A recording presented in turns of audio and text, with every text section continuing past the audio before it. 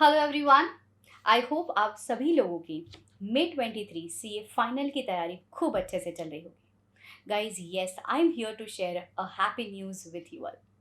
Guys हम लोगों ने ऑलरेडी आप लोगों के लिए free fast track sessions launch करके रखे हैं on Unacademy special classes as well as on Unacademy YouTube channel. Special platform पे हम लोगों ने शुरू किया है दो टॉपिक जो on the verge of completion है। एवरी डे मेरा स्पेशल क्लास का शेड्यूल है 5 PM।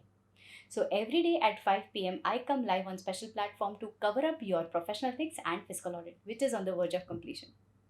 एंड गाइज अगर आपको ये सेशंस अटेंड करने हैं तो इसकी लिंक मैं डिस्क्रिप्शन बॉक्स में दे रही हूँ। आप मुझे फॉलो कर सकते हो on my Unacademy profile and मेरी कम्युनिटी ज्वाइन कर सकते हो। सेकेंडली मैं आपको ये कहने की कोशिश कर रही हूँ, ये यूट्यूब चैनल के माध्यम से भी हम आपको फ्री फास्ट ट्रैक सेशंस दे रहे हैं for completing the May 23 portion of CA final audit.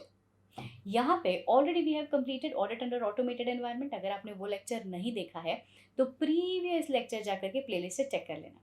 आने वाले दिनों में जो मैं आपके साथ लेक्चर्स लेने वाली हूँ, यूट्यूब का हमारा सेशंस के शेड्यूल रहेंगे every day from 17th till 22nd 7:15 PM।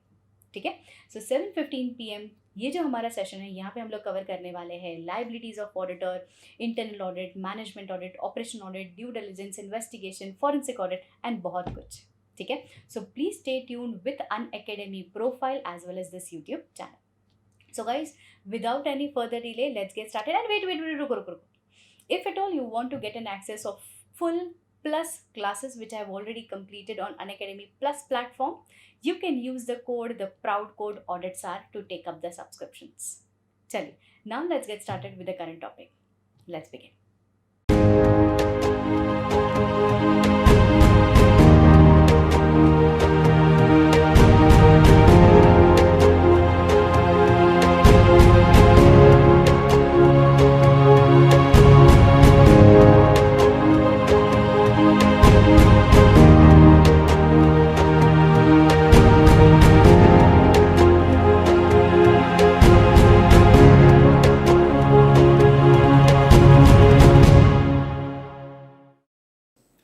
Hello everyone, students, आज हमें एक नया चैप्टर स्टार्ट करना है and that is none other than audit of consolidated financial statements.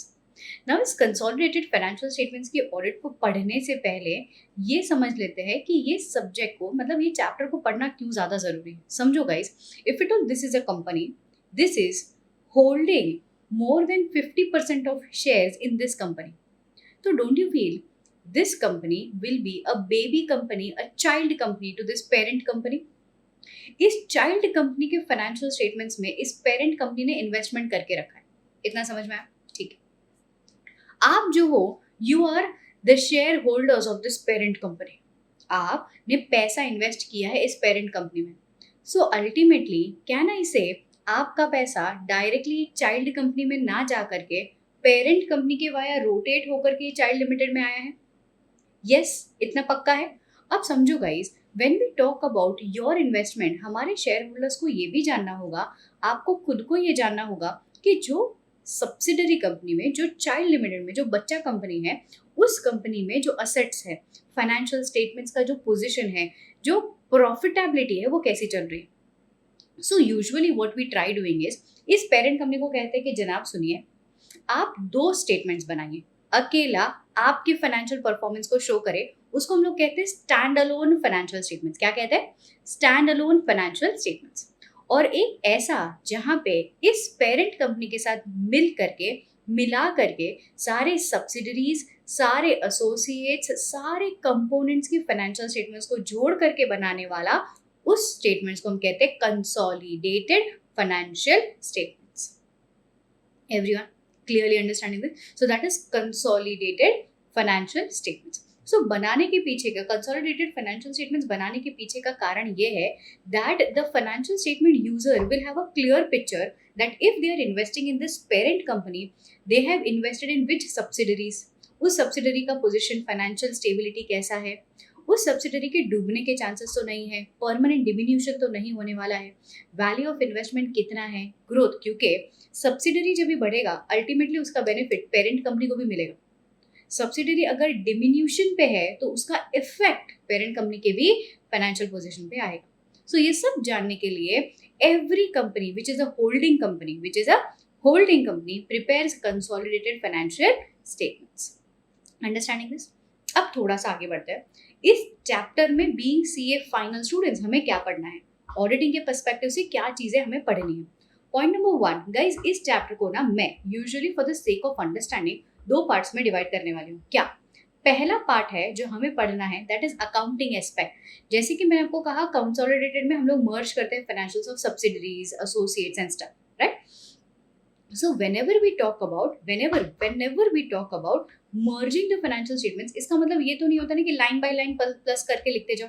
नहीं, प्रेजेंटेशन, वैल्यूएशन कैसे किया जाए उसका एक पूरा अकाउंटिंग एस्पेक्ट देखेंगे हम. तो सबसे पहला पार्ट ऑफ दिस चैप्टर जो हम लोग पढ़ने वाले हैं, that is the accounting aspects of consolidated financial statements. ठीक है, तो अकाउंटिंग में क्या करेंगे, इंड एएस का पर्सपेक्टिव पढ़ेंगे, एएस के पर्सपेक्टिव पढ़ेंगे, कंपनीज एक्ट सेक्शन नंबर 129 के पर्सपेक्टिव पढ़ेंगे, शेड्यूल 3 के डिस्क्लोजर्स की फॉर्मेटिंग देखेंगे.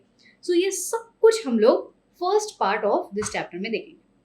Then we will move to the second part of this chapter, that is auditing aspect. ठीक है, तो सबसे पहला था अकाउंटिंग, दूसरा आएगा ऑडिटिंग. ऑडिटिंग में हम लोगों को क्या पढ़ना है, ऑडिटिंग में ज्यादातर हम लोग चीजें स्टार्ट करेंगे फ्रॉम पेरेंट कंपनी की क्या रिस्पॉन्सिबिलिटी है, ऑडिटर की क्या रिस्पॉन्सिबिलिटी है, ऑडिटर को क्या प्रोसीजर्स अप्लाई करने हैं, अकाउंटिंग एस्पेक्ट को कैसे इवैल्यूएट करना है, एंड फाइनली ये chapter will end by reporting का क्या सिनेरियो है. ठीक है, सो इस चैप्टर को हम लोगों ने 2 हिस्सों में बांटा है, that is very good, very rightly said, this is accounting aspects and other is auditing aspects. तो सबसे पहला अकाउंटिंग एस्पेक्ट को पढ़ लेते हैं, उसके बाद किताब में चल करके रीड रिवाइज कर लेंगे. शुरू करें? पक्का? चल. Accounting aspects of consolidated financial statements. अब देखिए गाइस, अकाउंटिंग एस्पेक्ट में सबसे पहले एक जमाना ऐसा था जहां पे हम अकाउंटिंग एएस के हिसाब से करते थे. कैसे करते थे? एएस के हिसाब से करते थे. Accounting standard number 21 was playing role when it came to preparation, presentation, showing of financial consolidated financial statements. So AS 21. तो सबसे पहली बात हम लोग कर लेते हैं AS 21 की. समझे गाइस, AS 21 का क्या कहना था और AS 21 आपसे क्या एक्सपेक्ट कर रहा है, समझिए. पॉइंट नंबर 1, AS 21 कहता है कि अगर कोई भी पेरेंट कंपनी ने कोई भी सब्सिडरी कंपनी, कोई भी छोटू बेबी लेवल छोटू कंपनी, चाइल्ड कंपनी में इन्वेस्टमेंट करके रखा है, तो आपको इसका वैल्यूएशन करना होगा. और it is totally dependent upon the intention. It is totally depend on the intention. अब एक चीज समझ लेते हैं, समझो. आप हो ऑडिटर, आप गए हो इस पेरेंट कंपनी में. इस पेरेंट कंपनी में जाने के बाद आपने यहाँ के मैनेजमेंट, ये जो लोग दिख रहे, इनके मैनेजमेंट को कहा कि सर ये जो आपने एस लिमिटेड में होल्डिंग करके रखा है, कितना एस लिमिटेड में होल्डिंग करके रखा है, वो लंबे समय तक चलाने वाले हो या इमीडिएटली बेच देने वाले हो, ये आपने उनको पूछा. इनका इंटेंशन तो था कि वो लॉन्ग टर्म इनको होल्ड करे, क्योंकि सब्सिडरी कंपनी में अभी अभी उन्होंने पैसे इन्वेस्ट करना शुरू किया. बट जैसा ही उन्होंने देखा कि सब्सिडरी कंपनी अभी तो बडिंग कंपनी अभी तो शुरू हो रही है, उन्होंने कहा नहीं नहीं नहीं नहीं, ज्यादा लंबा तो नहीं, हम तो इसे बेच देने वाले हैं. क्या बोला? हम तो इसे बेच देने वाले हैं. मैंने कहा कि सर 60% ऑफ शेयर्स ओन करके बैठे हो, आर यू श्योर इसको बेच देने वाला? हाँ हाँ मैम, वो तो क्या मार्केट के फ्लक्चुएशन का बेनिफिट उठाने के लिए हम लोगों ने शेयर्स खरीद लिए in this child limited, but अब हम इसे लंबा नहीं चलाने वाले. किसने कहा? यहाँ के मैनेजमेंट. अब मेरा काम क्या है, आई बीइंग ऑडिटर, हम इस कंपनी के मैनेजमेंट के इंटेंशंस के हिसाब से इसका प्रेजेंटेशन देखेंगे. अगर इस कंपनी के मैनेजमेंट का intention is not to hold the control, then we will not ask them to consolidate financial statements. अगर इनका इंटेंशन सिर्फ टेम्पररी होल्ड करना है, तो हम इनको कहेंगे कि सर AS 21 को लागू ना करवाया जाए, रैदर यहाँ पे प्रेजेंटेशन होना चाहिए as per AS 13 which is talking about investment accounting. Revise, recapitulate. क्या कहा? हम मैनेजमेंट के पास जाएंगे, मैनेजमेंट को पूछेंगे कि सर आपका इंटेंशन क्या है, ये 60% मतलब एनी परसेंटेज मोर देन 50, इतना परसेंटेज आपने होल्ड किया है इन सम बेबी कंपनी. इस बेबी कंपनी के शेयर्स को आप होल्ड कितना करने वाले हो? लॉन्ग टर्म है. Do you have the intention to hold the control over that subsidiary? If yes, then you need to prepare consolidated financial statements as per 21. If not, if they say कि नहीं ma'am, this is temporary holding, we will sell the shares, we will not hold the control. If we are not going to hold the control, we need to make this as AS 13 investment account. इतना समझा? तो ma'am totally intention पे based है ये. हाँ जी. तो ma'am ये management खिलवाड़ कर सकता है.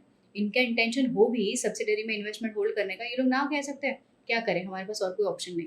AS 21 का criteria with respect to consolidation totally is dependent on intention. भले नंबर ऑफ शेयर ज्यादा हो कम हो, इंटेंशन है to hold the control, consolidate. Not to hold the control, investment. Done. पक्का. सो इसके एक्सेप्शन में क्या है जरा समझते हैं. ये है 50% का कंट्रोल.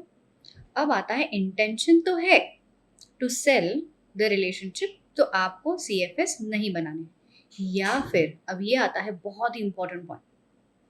देखिए guys, and to reduce or the relationship of the parent or subsidiary. Basically मैंने पहला एक्सेप्शन क्या बताया, अगर आपका इंटेंशन नहीं है टू होल्ड द कंट्रोल तो आप लोगों को CFS बनाने की जरूरत नहीं है.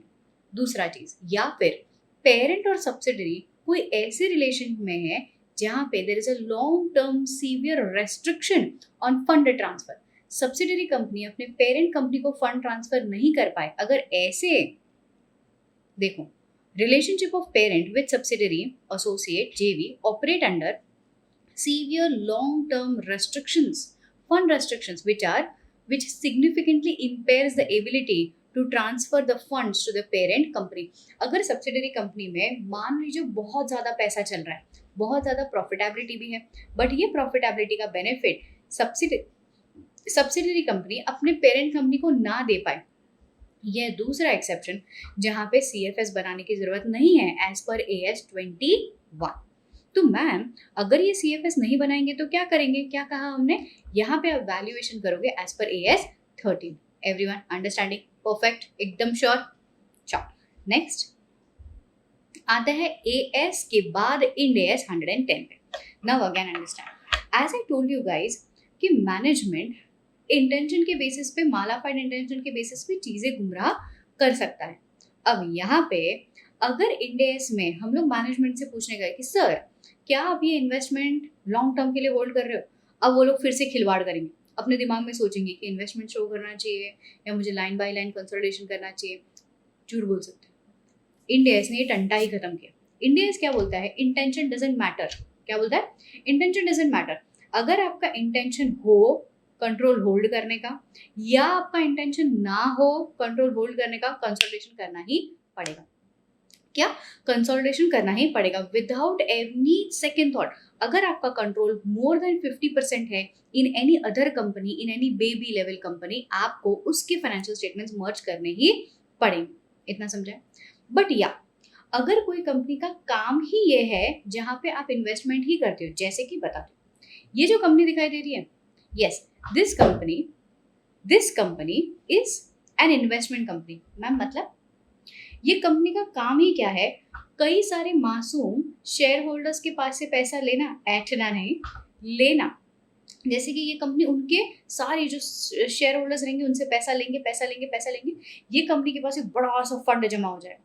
ये फंड ये लोग इन्वेस्ट करेंगे इन कंपनीज, इन अलग अलग companies, company A, company B, company C, company D. ये अलग अलग कंपनीज में इन्वेस्टमेंट कंपनी इन्वेस्ट करता रहेगा. मैम तो इनका मेजर काम क्या है, ट्रेडिंग करना है? नहीं. मैन्युफैक्चर करता है? नहीं. मैम फैक्ट्री चलाता है? नहीं. तो क्या कर रहा है, फंडिंग कर रहा है. मैम कैसे, ये सारा पैसा जो उन्होंने शेयर होल्डर्स के पास से लिया, ये पूरा पूल उन्होंने इन्वेस्ट किया इन सारी अलग अलग कंपनीज. अब ये जैसे कंपनी ग्रो होगी, उनके डिविडेंड से, उनके इंटरेस्ट इनकम से, कैपिटल अप्रिसिएशन से ये कंपनी कमाएगा. ऐसी कंपनी को हम कहते हैं इन्वेस्टमेंट कंपनी. अगर ये इन्वेस्टमेंट कंपनी है और मैं जाकर के यहाँ पे कह दूं कि सर आपको ना CFS बनाना पड़ेगा, वो मुझे क्या बोलेगा, अरे मैम आज मैं इस कंपनी में 60% होल्ड करके बैठा हूँ, कल मैं उस कंपनी में 60% होल्ड करके बैठूंगा, मैम उसके बाद मैं उस कंपनी में 60% होल्ड करके बैठूंगा. तो क्या हर कंपनी के CFS बनाते बैठू, काम कब करूंगा, मैं तो सिर्फ बैलेंस शीट बनाता रह जाऊंगा. अब in that case Ind AS 110 ने इन्वेस्टमेंट कंपनी को कहा कि जा माफ किया. तो only investment company has a relaxation, they are not required to prepare CFS under Ind AS. Ma'am other कोई भी सिचुएशन हो, अदर देन दिस आपको कोई भी सिचुएशन में एग्जम्पशन नहीं मिलने वाला है. You have to prepare CFS। समझ में आया? पक्का? कितना में चले? चलो, Ind AS 110। So Ind AS 110, no exemption, मिलने ही नहीं वाला है for temporary holdings, consolidation is mandatory. But हाँ, अगर इन्वेस्टमेंट कंपनी रहा तो no CFS। Ma'am how will we understand ये इन्वेस्टमेंट कंपनी है कि नहीं है?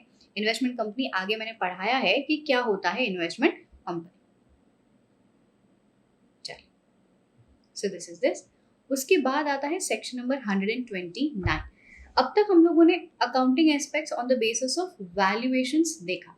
अब हम लोग कंपनीज एक्ट के पर्सपेक्टिव भी देख लेते हैं कि शेड्यूल 3 के रिक्वायरमेंट्स क्या है। सेक्शन नंबर 129 कहता है every holding company will have to merge their financial statements with the subsidiary, the associate and JV, joint ventures. Now in that case consolidation कब नॉट रिक्वायर्ड? कंसोलिडेशन कब not required है? जहां पे intermediate holding company है। मतलब समझाती हूँ, understand guys. Company A is holding shares in company B. Company A is holding shares in company B. Company B is holding shares in company C. This is a chain holding. Ma'am company A ने कितना hold कर रखा है? Company A ने hold कर रखा है 70% इन B. Company B ने होल्ड कर रखा है 60% इन C. ठीक है? ओके। सो यहाँ पे लॉजिकली देखने जाए तो company B is a holding company of company C. Company B is a holding company of company C. Yes. But intermediately, अगर ये कंपनी इंटरमीडिएट होल्डिंग कंपनी है, क्या है? इंटरमीडिएट होल्डिंग कंपनी है, एंड B की जो अल्टीमेट होल्डिंग कंपनी है A अगर ऑलरेडी फाइनेंशियल स्टेटमेंट्स CFS के हिसाब से बना रहा है, ROC में सबमिट कर रहा है। दूसरा, B के सारे शेयर होल्डर्स को हम लोगों ने इत्तला किया है, सुनो सुनो सुनो सुनो सुनो गांव वालों, कंपनी B जो है वो कंसोलिडेशन नहीं करेगी। क्या आपको चलेगा? सारे शेयर होल्डर्स ने हमको कहा है हाँ चल जाएगा। And third condition, company B is not a listed entity. Company B अगर अनलिस्टेड रहा, अगर ये 3 कंडीशन सेटिस्फाई हुई, कौन सी 3? पहला, अल्टीमेट होल्डिंग कंपनी CFS बना रहा है, मतलब कंपनी A CFS बना रहा है। कंपनी B के सारे शेयर होल्डर्स को हम लोगों ने इन राइटिंग में इन्फॉर्म किया है कि सर हम लोग कंसोलिडेशन नहीं करने वाले हैं, कि आपको कोई ऑब्जेक्शन है तो बता दीजिए। किसी को ऑब्जेक्शन नहीं। Second condition fulfil. तीसरी कंडीशन, अगर कंपनी B अनलिस्टेड है तो चल जाएगा, ये लिस्टिंग के प्रोसेस में नहीं होनी चाहिए। अगर ये 3 कंडीशन सेटिस्फाई हुई तो सेक्शन 129 कहता है कि आपको कंसोलिडेटेड फाइनेंशियल स्टेटमेंट्स प्रेजेंट करने की एज पर शेड्यूल 3 जरूरत नहीं है। Everyone understands it? तो देखो बच्चों, अकाउंटिंग में मैंने 3 एस्पेक्ट्स पढ़ा है। 21 पढ़ा है, उसका एक्सेप्शन जरा ओवरव्यू करवाया। 110 पढ़ाया, उसका एक्सेप्शन जरा ओवरव्यू करवाया। 129 के हिसाब से प्रेजेंटेशन बताया, उसका एक्सेप्शन ओवरव्यू करवाया। सो this was the overview of accounting aspects of CFS। I hope that is super clear. आगे बढ़े, किताब में चल करके एक बार रीड कर ले। चल, so this was with regards to accounting standards, Ind AS 129। 129 का पॉइंट पढ़ना था, CFS बनाना है as per schedule 3 to companies act. Consolidation जरूरी है। ऑलवेज फाइनेंशियल स्टेटमेंट्स कंसोलिडेट होने चाहिए with subsidiaries. You need to comply with some specific rules of consolidation, but हाँ, no consolidation is required if it all the condition under 2 are fulfilled. Ma'am what are the condition? Point number 1, the company is a wholly owned या फिर partially owned subsidiary of some another company. B, मेरे example के लिए, B was wholly owned या partially owned company of A. B was wholly owned या partially owned company of A. ठीक है, satisfied. दूसरा, and the shareholders are intimated in writing. Basically सारे shareholders को intimated in writing किया है कि कोई objection नहीं है ना, there is no objection. Unlisted company है and the ultimate holding company A, जो अल्टीमेट होल्डिंग कंपनी है, that is preparing CFS and वो ROC में सबमिट कर रहे हैं। Everyone cool? So that was a brief overview of the accounting aspects. यहाँ पे ओवरव्यू खत्म होता है गाइस।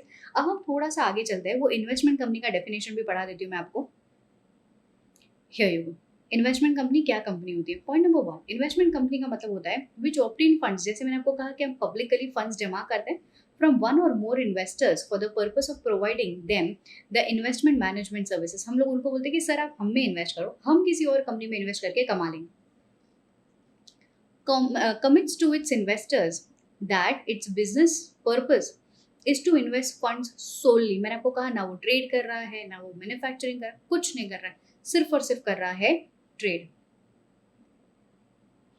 सिर्फ और सिर्फ कर रहा है ट्रेड। ठीक है, सो यहाँ पे they are earning only from capital appreciation, investment income या फिर बोथ। इसके बाद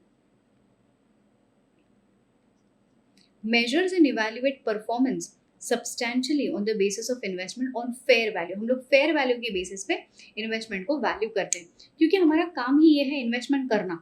तो कंपनी के इन्वेस्टमेंट में जरा सा भी अंतर हो जाता है, जरा सा भी बढ़ोतरी, इंक्रीमेंट या डिक्रीमेंट हो जाता है, तो यहाँ पे कंपनी को फेयर वैल्यू के बेसिस पे उसको वैल्यू करना है। No need of CFS, CFS बनाने की जरूरत नहीं है। कब नहीं है? नो नीड फॉर CFS कब नहीं है? If such company is an investment company.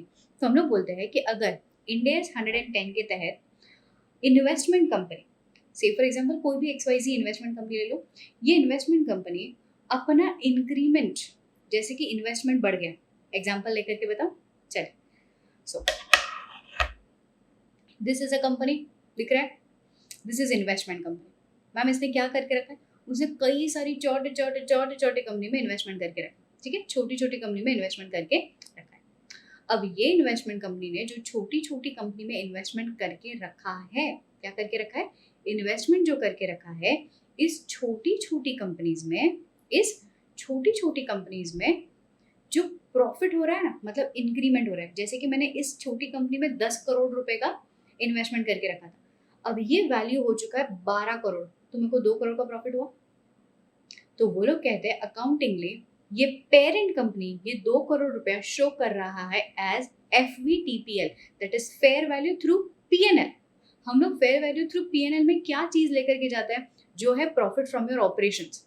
And यहाँ पे currently for this investment company increment in the subsidiaries या फिर profitability in subsidiaries is your operation. यहीं से तो कमा रहे हैं हम लोग, तो यही मेजर क्राइटेरिया है FVTPL। ठीक है, and measures all its subsidiaries at FVTPL fair value through PNL। A parent company shall determine it is a investment company. So however, अब यहाँ पे ध्यान दो, parent company of all the investment company. Ma'am ये तो कुछ ज्यादा ही हो गया। अब तक के लिए मैंने क्या बताया था? इन्वेस्टमेंट कंपनी बताया, राइट? अब हर पापा का एक पापा होता है जिसे हम दादाजी कहते हैं, राइट? ये छोटी छोटी कंपनी में इन्वेस्टमेंट किसने करके रखा है? Investment company. अब ये इन्वेस्टमेंट कंपनी में भी के लिमिटेड ने इन्वेस्टमेंट करके रखा, मतलब के limited is ultimate holding company, उसने इन्वेस्टमेंट करके रखा है इस इन्वेस्टमेंट कंपनी में जिसका नाम है आई लिमिटेड। इस आई लिमिटेड ने होल्डिंग करके रखा है इस ABCDE कंपनी। इतना समझो? पक्का? श्योर। अब देखो क्वेश्चन ये उठता है कि क्या के लिमिटेड को CFS बनाना है? अगर हाँ, तो कौन से कंपनी के फाइनेंशियल स्टेटमेंट्स जोड़ करके बनाना है? खाली आई लिमिटेड के या फिर ABCDE के मिला करके? सोचो मैम, के कौन है? के is a holding company of I. I is investment company and I ने इन्वेस्टमेंट करके रखा है इन ABCDE। बताओ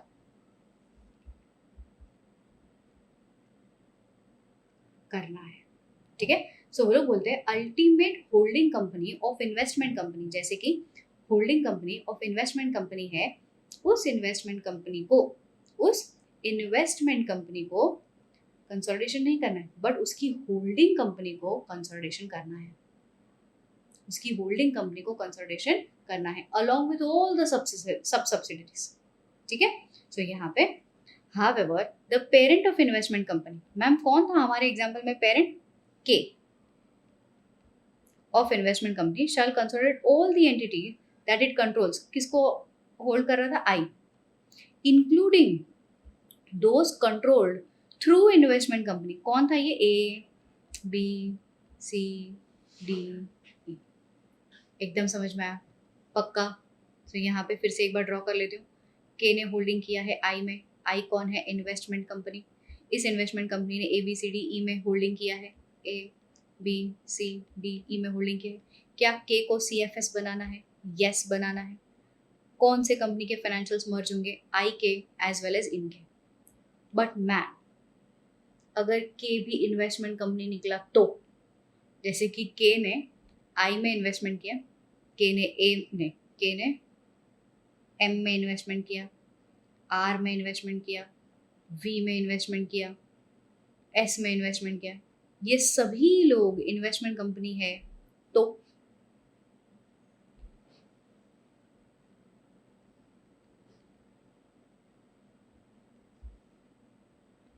मॉरल ऑफ द स्टोरी सिर्फ इतना है, अगर आप इन्वेस्टमेंट कंपनी हो तो CFS नहीं बनाना।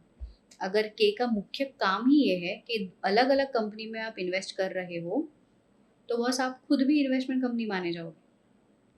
अगर आप खुद इन्वेस्टमेंट कंपनी हो तो CFS नहीं बनाना।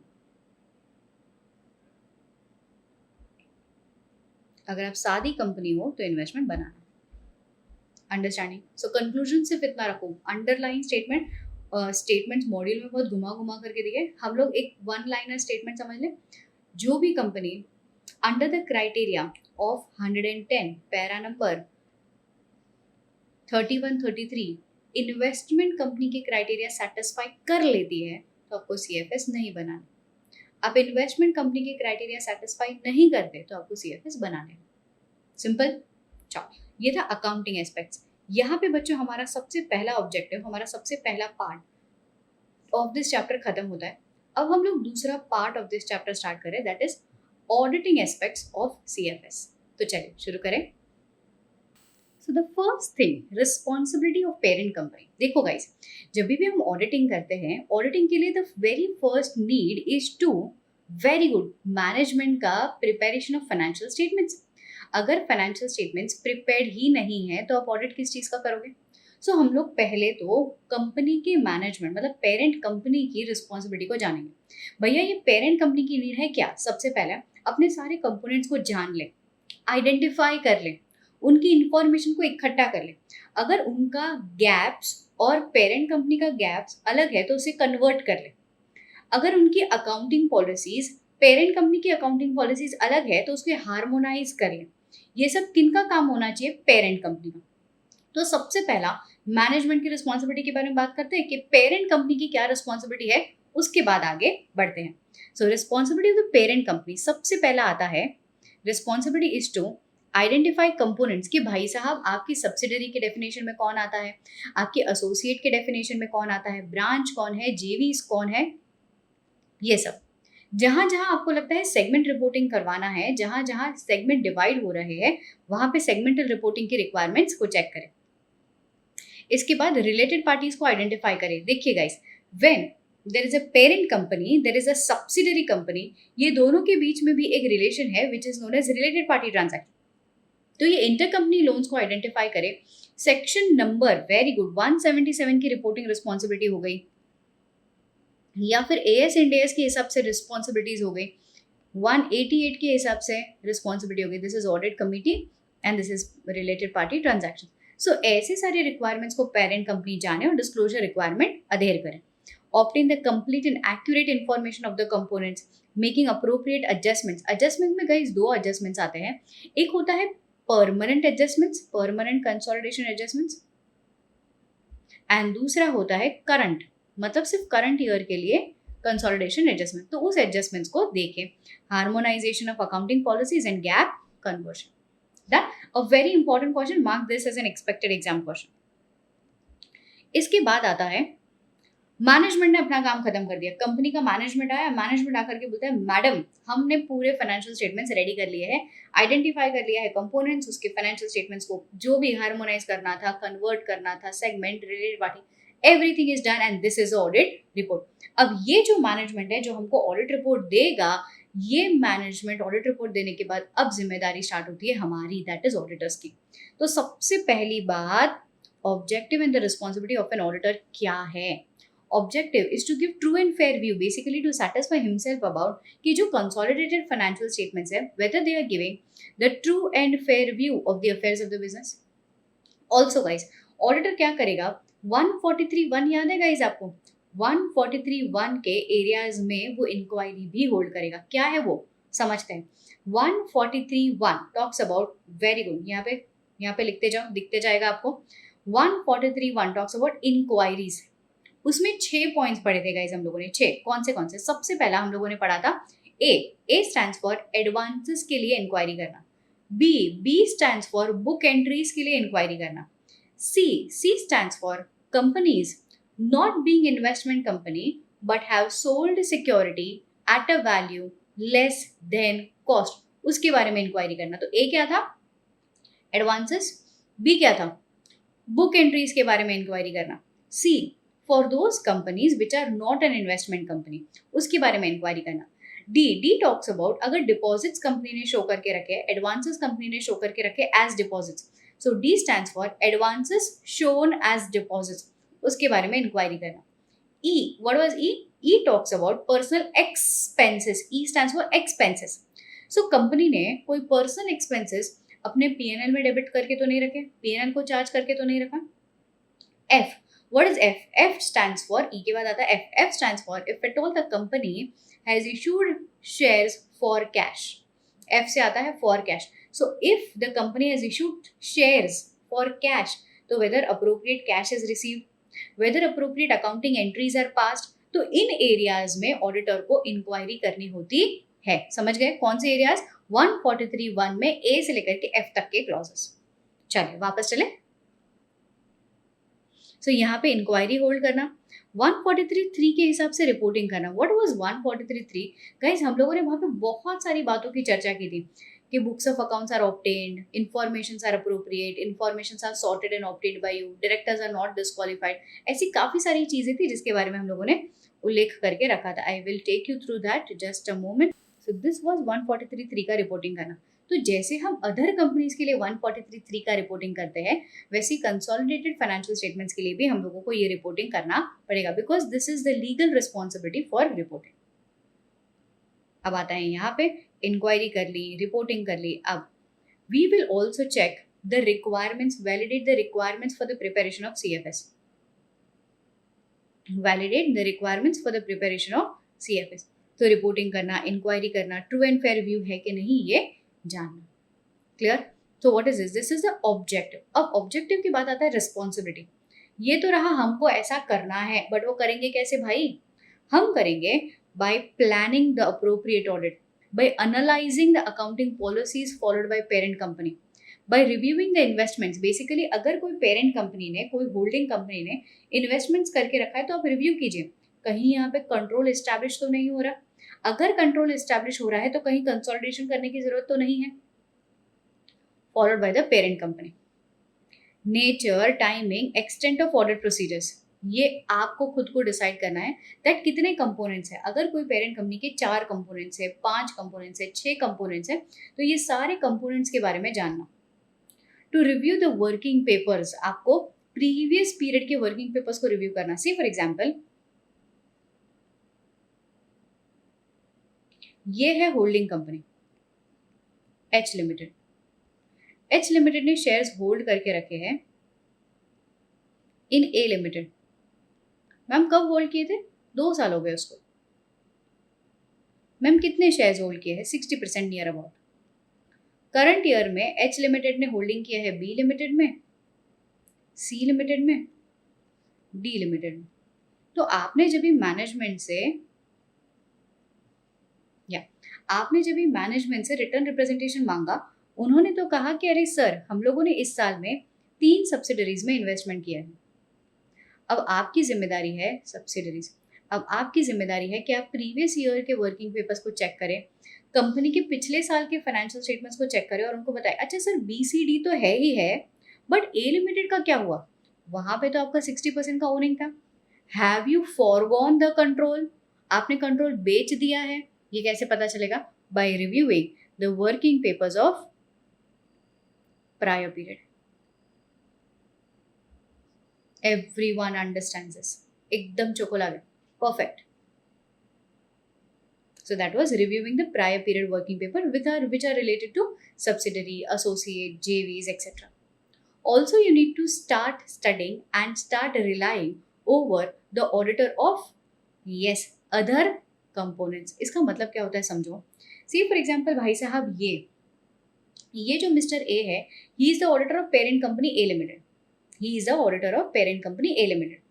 और ये है हमारे भाई साहब बी. कौन है? He is the auditor of subsidiary B limited. तो ए बी से वार्तालाप करेंगे, अरे भाई साहब बी लिमिटेड में क्या काम चल रहा है? बी लिमिटेड का सब कुछ भला चंगा तो चल रहा है. What is this? This is parent company auditor relying over the work performed by other auditor. Who is other auditor? Other auditor is a auditor of components. Who is other auditor? He is auditor of components. समझ में आता है? So ma'am एक minute, ये कौन से standard के तहत होगा? ये होगा स्टैंडर्ड नंबर 600 के तहत. ये होगा स्टैंडर्ड नंबर 600 के तहत. So study and rely on the work of other auditors. अब आता है यहाँ पे audit considerations. When we talk about audit considerations कि हम लोगों को क्या क्या चीज़ें ध्यान में रखनी है जब भी हम लोग ऑडिट प्रोसीजर्स फ्रेम करेंगे. Whenever we will be deciding upon the nature, timing and extent of audit procedures, तो आपको ये चीज़ों के बारे में ध्यान रखना. सबसे पहला point, the CFS are prepared on the basis of the separate stand alone financial statements. Obviously ना गाइज, अगर हम लोग कंसोलिडेटेड फाइनेंशियल स्टेटमेंट बना रहे हैं that are totally based on the separate stand alone financial statements, तो इसके basis पे the auditor will have to decide upon nature, timing and extent of audit procedures. He may also be dependent on work of another auditor. He has to determine the level of materiality. इसका मतलब समझो guys. देखिए इसका, अगर कोई subsidiary XYZ है, उस XYZ subsidiary में कोई मिसस्टेटमेंट पाया भी जाता है, ऑडिटर पेरेंट कंपनी के एंगल से ये चीज़ को सोचेगा कि उस मिसस्टेटमेंट में कितना मटेरियल, मतलब वो मिसस्टेटमेंट कितना मटेरियल है as compare to the whole group financial statements. क्योंकि सब्सिडरी में मिसस्टेटमेंट होना जायज़ सी बात है कि हो गया, चलो ठीक है. But when it comes to group financial statements, क्या वो छोटा वाला मिसस्टेटमेंट ग्रुप फाइनेंशियल स्टेटमेंट्स के लिए मटेरियल है, ये डिसाइड करना. एंड जो भी ऑब्जर्वेशंस है of the component auditor. So these are the auditing consideration जो ऑडिटर को एज एन इनपुट यूज करना है for deciding upon the audit procedures. Next is auditing the consolidation. Again now whenever the auditor is making up the plan to audit the consolidated financial statements, he has to, amongst other thing, he has to for the following take up the steps. सबसे पहला understand करो the group structure. What is group structure? A limited investment in B limited investing in C D E limited. मतलब structure क्या है, you understand that structure. Information technology, automated environment है कि नहीं है, मैनुअल कंट्रोल्स है या नहीं है, understanding the accounting policies, determining the program, determining the nature, timing and extent. मतलब this is how you flow with the audit of consolidated financial statements. Extent of, yes, the extent of reliance which you can place over the work of another auditor and coordinating with the work. Now, ये जो भाई साहब है हमारे auditor of consolidated financial statements, management ने उनको बोल दिया कि सर ये लीजिए हमारा सारा इंफॉर्मेशन जितनी भी कंपनीज में हम लोगों ने इन्वेस्टमेंट करके रखा है. आपको क्या लगता है ये भाई साहब को आंख बंद करके भरोसा कर लेना चाहिए कि ठीक है ये इन्फॉर्मेशन बराबर है? नहीं. What he will try doing is he will try evaluating कि जो information उनको मिला है by the management, whether that is complete and accurate, whether that is enough in order to make the financial statements accurate. तो how will this auditor, अब आइए जानते हैं how will this auditor very good check the completeness of the information he has received from the auditor management.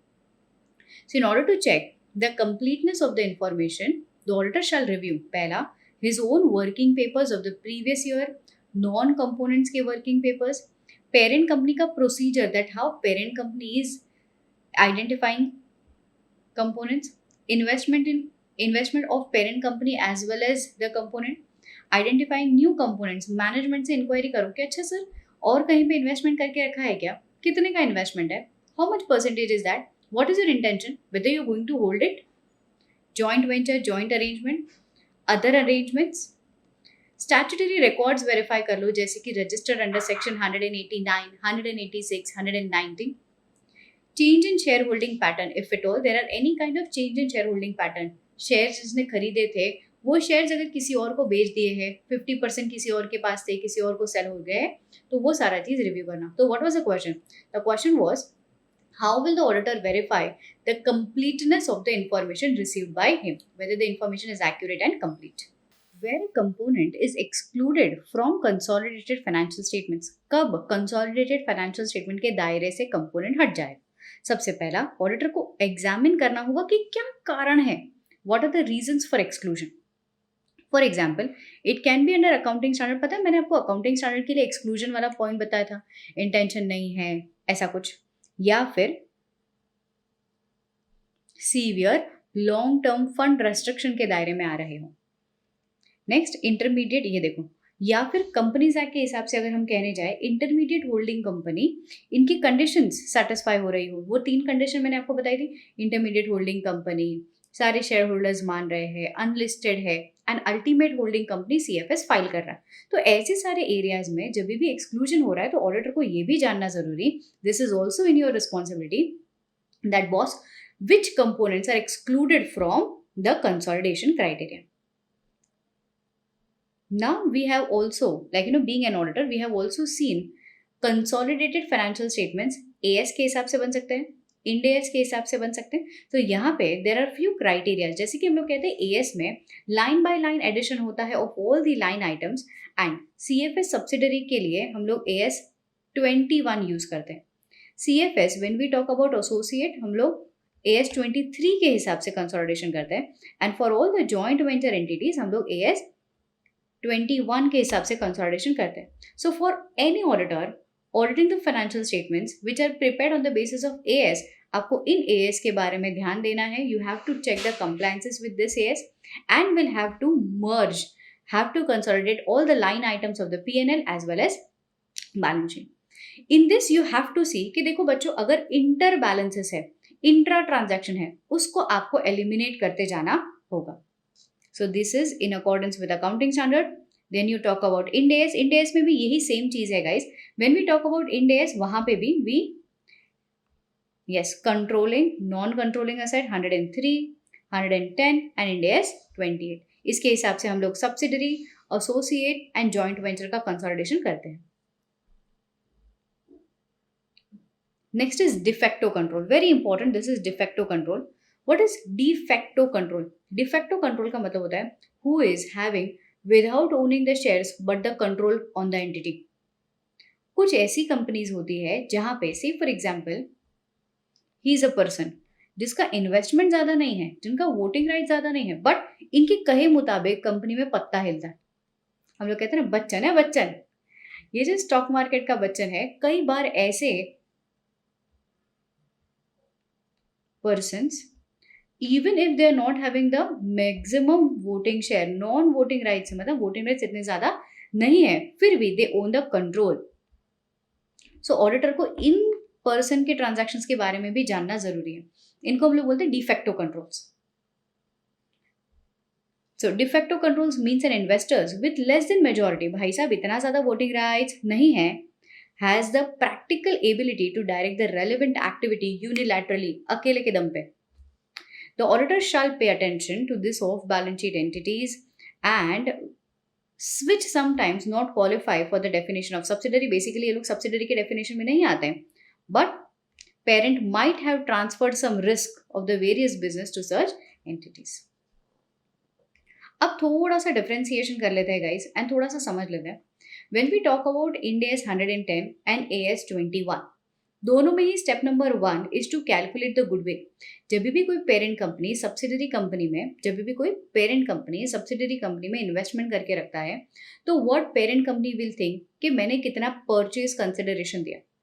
अगर parent company ने subsidiary company को equivalent purchase consideration दिया है जितना उनका नेटवर्थ था, तो ठीक है, बट इससे ज्यादा परचेज कंसिडरेशन दिया तो boss that additional amount will be regarded as goodwill.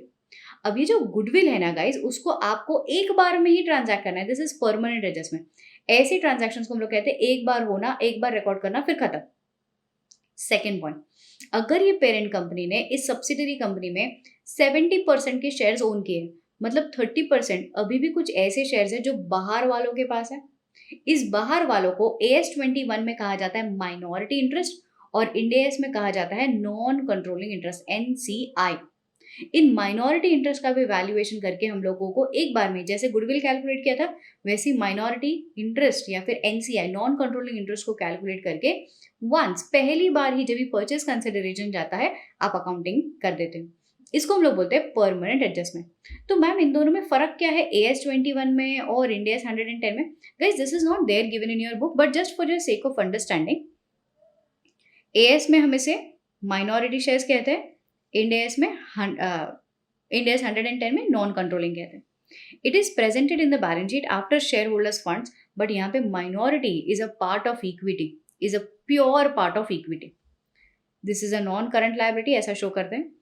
Minority interest can never be negative but majority, यहाँ पे NCI कहने की कोशिश करें, NCI can be negative. Why? Because it is a part of equity. अगर subsidiary company में losses हुआ है तो NCI भी बेयर करेगा,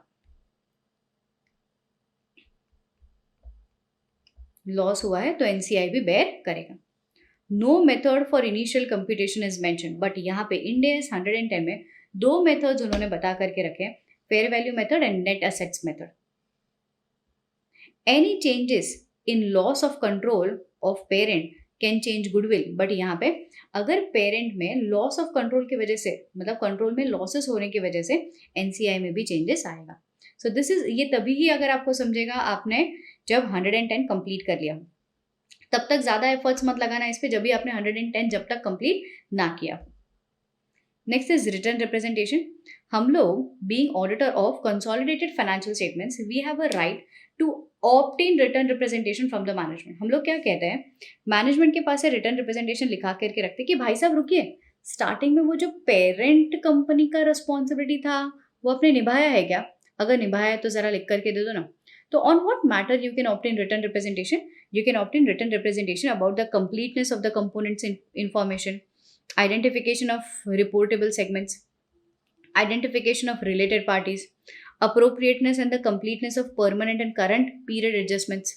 तो ये सब कुछ के बारे में हम लोग रिटर्न रिप्रेजेंटेशन ले सकते हैं। Got it? पक्का?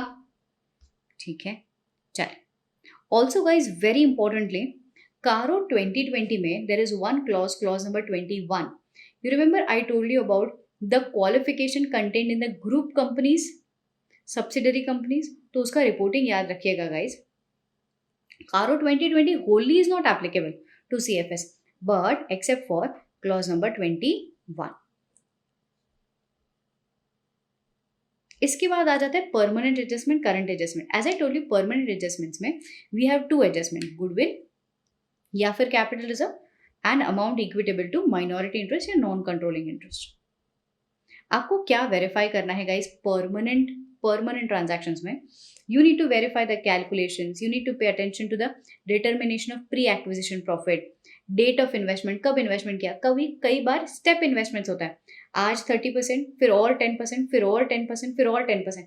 ये जो स्टेप अप ट्रांजैक्शन है ना गाइस, उसके बारे में आपको देखना।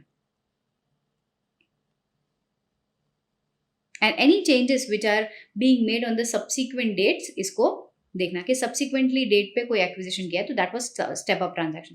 सो these are permanent transactions which are made. अब चलते हैं करंट पीरियड ट्रांजैक्शन की ओर। What are current period transaction guys? Current period transaction का मतलब होता है उसी साल के ट्रांजैक्शंस को वेरीफाई करना। How are they verified? So auditor को कंसोलिडेटेड फाइनेंशियल स्टेटमेंट्स उस साल में जो मर्ज करने हैं उसके इंट्रा ग्रुप इंटरेस्ट हो गए, इंट्रा ग्रुप कोई फीस रिसीव हुआ है, कोई होल्डिंग कंपनी ने सब्सिडरी कंपनी के साथ ट्रांजैक्शन किया है, कोई डेफर्ड टैक्स है, इंट्रा इंडेटेडनेस है, एक दूसरे के साथ बिल्स पेबल बिल्स रिसीवेबल की एंट्रीज है, अनरियलाइज्ड प्रॉफिट्स है, अनरियलाइज्ड गेन्स है, होल्डिंग कंपनी ने सब्सिडरी कंपनी को कोई असेट ट्रांसफर किया है, कोई भी ऐसे adjustments which are made for that particular year of adjustments, they are known as current adjustments. So ये करंट एडजस्टमेंट्स आपको वेरीफाई करने होंगे in case of gap conversion, harmonisation of accounting policies, adjustments of subsequent event, determination of impairment losses, and any movement in the equity attributable to minority interest. So these are current period adjustments. How to verify that? ये current period adjustment है, उसी को check करना है कि कोई भी current period adjustments हो उसको आपको एलिमिनेट करते रहना है। Intra group transactions, account balances eliminate करो। अकाउंटिंग पॉलिसीज जो है वो सेम है कि नहीं वो चेक कर लो। एडिक्वेट डिस्क्लोजर्स चेक कर लो। एडजस्टमेंट्स हार्मोनाइज होने के लिए accounting policies as I told you, GAAP as I told you same होने चाहिए। इसके लिए एडजस्टमेंट किए हैं कि नहीं किए हैं ये वेरीफाई कर लो। इनकम एक्सपेंडिचर माइनस किए हैं कि नहीं ये वेरीफाई कर लो। इंक्लूड होने चाहिए या एक्सक्लूड होने चाहिए उसकी एंट्रीज चेक कर लो। So these are verification process. So guys यहाँ तक था आपका ऑडिटिंग का रोल। अब हम इस चैप्टर के अंतिम पड़ाव पे पहुंच गए हैं जहां पे ऑडिटर को करना है रिपोर्टिंग। तो सबसे पहले हम लोगों ने क्या कहा, अकाउंटिंग। दूसरा क्या कहा, ऑडिटिंग। अब तीसरा कह रहे हैं ऑडिटिंग के बाद finally auditor will have to report. अब ये जो रिपोर्टिंग वाला एरिया है गाइस, इस रिपोर्टिंग वाले एरियाज में आपको 5 अलग अलग प्रकार के सर्कमस्टांसेस हैं। What are they, let us no.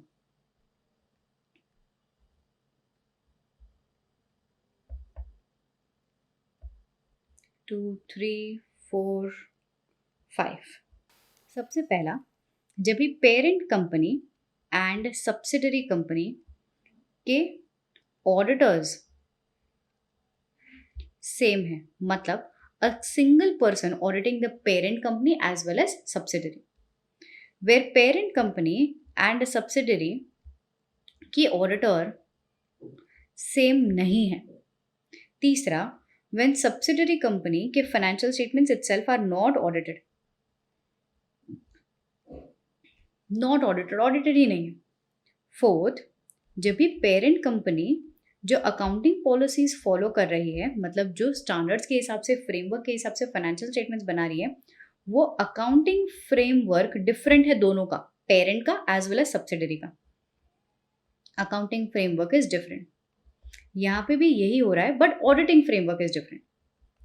Auditing framework is different. तो ये 5 अलग अलग सर्कमस्टांसेस है जहां पे इस चैप्टर में ये लास्ट पड़ाव में आपको रिपोर्टिंग की रिक्वायरमेंट्स देखनी है। सो reporting, single auditor auditing the parent as well as all the components. So what you need to check is the parent company's auditor will have to report over the policies and procedures followed in preparation for CFS. कोई deviation है तो उसका disclosure करे कि ये ऐसा नहीं हुआ है तो क्यों नहीं हुआ है। Group company के financial statements, are they giving true and fair view of the affairs of the business? Are the cash flows prepared in accordance with accounting standards? And you need to express opinion on cash flows also. तो ये था पहला circumstance. दूसरा, अगर parent company का auditor component का auditor अलग अलग है तो क्या करेंगे? ऐसे 600 का यूज करेंगे। As I told you can be relying over the work of another auditor, तो ऐसे 600 का यूज करेंगे। 706 के तहत आप दूसरे ऑडिटर के रिपोर्ट को रेफर करेंगे, स्पेसिफिकली अदर मैटर पैराग्राफ में। अदर मैटर पैराग्राफ में 706 में the principal auditor will refer to the work of another auditor. Component auditor अगर ऑडिटेड ही नहीं है, अब यहाँ पे बहुत मुद्दे की बात गाइस, अगर कोई इंपॉर्टेंट सब्सिडरी कंपोनेंट वो ऑडिटेड ही नहीं है, मतलब उसके बारे में आपको सबूत नहीं मिला है, अगर आपको उसके बारे में सबूत नहीं मिला है तो you can openly modify the report stating that you have not obtained sufficient and appropriate audit evidences. ठीक है। So ma'am, can we give qualified opinion? Yes, based on the pervasiveness of that component which is not audited. You can even give disclaimer of opinion based on the pervasiveness. अगर वो component बहुत ही ज़्यादा pervasive है तो हम लोग बोलेंगे कि बाकायदा मुझे कोई ज़्यादा नॉलेज है नहीं, rather I keep quiet, I will not express my opinion. Fourth point, अगर the component auditor has prepared the financial statements as per the different accounting framework, then parent, अगर accounting framework अलग अलग है तो आपको gap conversion देखना है, आपको हार्मोनाइजेशन रिक्वायर्ड है कि नहीं ये देखना है। आपको ये चेक करना है कि फॉरेन कंपोनेंट्स में prepare the financial statements which are based on the different applicable, very good, financial reporting framework. Parent company ने इंडियन गैप्स के हिसाब से फाइनेंशियल स्टेटमेंट बनाए, सब्सिडरी कंपनी ने यूके गैप्स के हिसाब से फाइनेंशियल स्टेटमेंट बनाए, तो यहाँ पे गैप कन्वर्जन रिक्वायर्ड होगा। लोकल कंपोनेंट्स है जहाँ पे गैप कन्वर्जन पॉसिबल नहीं है, अनफेमिलियरिटी है गैप्स की, तो वो भी चेक कर लीजिएगा गाइज कि क्या आपको वो फॉरेन गैप्स या जो नॉन लोकल गैप्स है उसके बारे में नॉलेज है, उसके हिसाब से रिपोर्टिंग करना। The principal auditor may decide to rely or not on the financial information given by the components. The information provided by the components must ensure the relevance of the information. Principal auditor, very important point, the principal auditor must ensure the relevant disclosures of the accounting policies used by the components. क्योंकि accounting policy is different है ना guys, so we need to verify कि क्या ये मैं check कर पाऊंगी, check करने के बाद क्या मैं इस पे ओपिनियन दे पाऊंगी, क्या अकाउंटिंग पॉलिसीज का हार्मोनाइजेशन और कन्वर्जन करने की जरूरत है. And the last point guys, last point क्या कहता है, व्हेन द कंपोनेंट ऑडिटर, अब ऑडिटर के बारे में बात हो रही है, when component auditor is using some different GAAS generally accepted auditing standards, तो आपको प्रिंसिपल ऑडिटर को ये चेक करना है कंपोनेंट ऑडिटर जो फॉर्मेट के हिसाब से, जो प्रोसीजर्स के हिसाब से चेकिंग कर रहा है वो आपके स्टैंडर्ड्स के हिसाब से पैरेलल है. ऐसा तो नहीं है ना बहुत तुच्छ व्यवहार कर रहा है, ऐसा कभी करेगा तो नहीं, but still in order to maintain consistency and to enable the parent auditor to rely and refer to another auditor's report on CFS, the component of the financial statement should also be audited in the same framework which corresponds to Indian standards on auditing. ठीक है, so these are the 5 different frameworks जिस हिसाब से आपको reporting करना है. And ध्यान लीजिए guys, materiality is a concept which you need to apply and you need to observe on group basis. मतलब क्या, यह पूरा ग्रुप, यहाँ पे है पेरेंट कंपनी, यहाँ पे baby company 1, baby company 2, baby company 3, baby company 4. अब बेबी कंपनी 2 जो है ना, इसमें कोई मिसस्टेटमेंट पाया गया है. क्या पाया गया है मिसस्टेटमेंट? मैम कितने परसेंटेज का है? 20 lakhs का है. और 20 lakhs is a material number for baby company 2. But when it comes to group, जिनका टर्नओवर ही है 2000 करोड़ रुपए कुल मिला करके, उसमें शायद ये 20 lakhs हमारे लिए मटेरियल ना हो. सो जब भी ऑडिटर, प्रिंसिपल ऑडिटर CFS का ऑडिट करे, so he has to determine materiality on the basis of group, on the basis of group. जब भी हम 600 के बारे में ध्यान दें, rely over the work of another auditor, वहां पे भी ये ग्रुप का कंसेप्ट आता है. Understanding guys, there we complete your chapter of CFS, audit of consolidated financial statements. चलिए guys, after completing the full understanding of audit of consolidated financial statements, अब now let us move towards the question answers, that इस chapter में से question answers कैसे पूछे जाते हैं. चलो लेट्स स्टार्ट. सबसे पहला क्वेश्चन गाइस, सबसे पहला question right here front of your screen says H Limited is an investment company, okay, preparing financial statements in accordance with Ind AS. In accordance with Ind AS, the company obtains funds from various investors and commits its performance in fair value return. मतलब ये investment company है all in all. Cool. During the year under audit, it has observed that the company has invested 25% in S1, 50% in S2, 60% in S3 Limited, okay, of the respective share capital. When checking the schedule, the investment schedule of the company, an issue cropped in as to whether there would arise any need to consolidate financial statements. अब देखो, this consolidation is as per what? Is it as per Ind AS? क्या पूछ रहा है? In accordance with section 129. So remember, मैंने जब ये accounting आपको पढ़ाई थी, I made you all understand exceptions are with regards to 3 things. पहला, Ind AS के रिगार्ड्स में एक्सेप्शन इन्वेस्टमेंट कंपनी, AS के रिगार्ड्स में एक्सेप्शन जहाँ पे हम लोग बोलते हैं टेम्पररी होल्डिंग का इंटेंशन या फिर लॉन्ग टर्म फंड रेस्ट्रिक्शन. और तीसरी चीज 129 के हिसाब से एक्सेप्शन तभी मिलता है जब 3 कंडीशन सेटिस्फाई होती हैं. इंटरमीडिएट होल्डिंग कंपनी है, अनलिस्टेड कंपनी है and ultimate holding company CFS file कर रहा है. फ्रैंकली स्पीकिंग 129 में इन्वेस्टमेंट कंपनी को कोई भी, कहाँ गई इन्वेस्टमेंट कंपनी, हाँ, इन्वेस्टमेंट कंपनी को कोई भी एग्जम्पशन नहीं है. तो क्वेश्चन ये उठता है कि क्या सेक्शन नंबर 129 के हिसाब से हमें CFS बनाने हैं? Answer is yes, very well बनाने हैं. सो गोइंग फॉरवर्ड हम लोग अगर ये कहने की कोशिश करें, या एज पर 129 हम लोगों को CFS बनाने ही होंगे एंड उसको प्रेजेंट करने होंगे एज पर शेड्यूल 3. बट हाँ, ये जो इन्वेस्टमेंट कंपनी का एक्सेप्शन है वो सिर्फ 110 के हिसाब से. ठीक है, सो यहाँ पे concluding we can state that we can state that कि अगर ऐसा कुछ चीज़ें हुआ अल्टीमेट होल्डिंग कंपनी सिर्फ उन्हीं को एग्जाम्पशन है, so in this given case आपको कंसोलिडेशन करना पड़ेगा। ठीक है,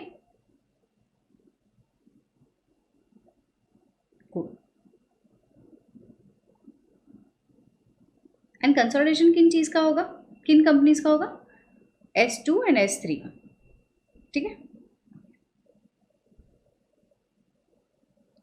question number 2, R Limited owns 51% of the voting power in S Limited. It, however, holds and discloses all the shares in stock in trade. The shares are exclusively held with a view for the subsequent disposal in the near future. मतलब intention to hold the control नहीं है. This was acting as an exemption for which kind of a framework? AS. ठीक है, okay. R Limited represents that while preparation of consolidated financial statements, S Limited can be excluded. As a statutory auditor, how will you deal with this? तो हम लोग उनको दो चीज़ें लिख करके आएंगे। सर देखिए, AS21 के हिसाब से कंसोलिडेशन ना करे तो चलेगा, क्योंकि वहाँ पे the criteria for consolidation depends upon the intention to hold the control. Point number 2, अगर आप इंड AS फॉलो कर रहे हो, there is no exemption for temporary control. With respect to Ind AS आपको कंसोलिडेशन करना अनिवार्य होगा।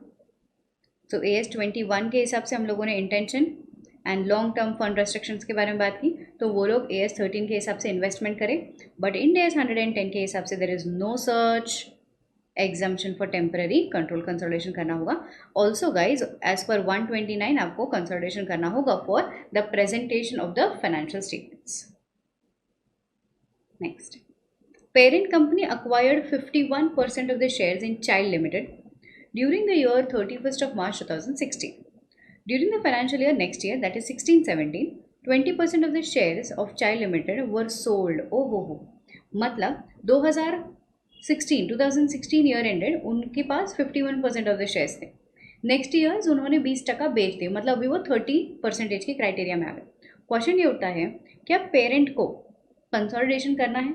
सेम आंसर लिखेंगे गाइज, हम लोग बोलेंगे भाई साहब पेरेंट लिमिटेड, आप अगर AS फॉलो कर रहे हो तो ये टेम्पररी कंट्रोल है। अगर आप AS फॉलो कर रहे हो तो ये टेम्पररी कंट्रोल है, एंड अगर आप इंड AS फॉलो कर रहे हो तो टेम्पररी कंट्रोल को कोई एग्जाम्पशन नहीं है। यहाँ पे CFS बनाना नहीं है, बट यहाँ पे CFS बनाना अनिवार्य है। ठीक है, सेम पॉइंट, सब्सिक्वेंट डिस्पोजल का भी सेम आंसर लिख करके आएंगे। 21, 13 टेम्पररी होल्डिंग इंड AS 10 और 129। कूल, चाओ।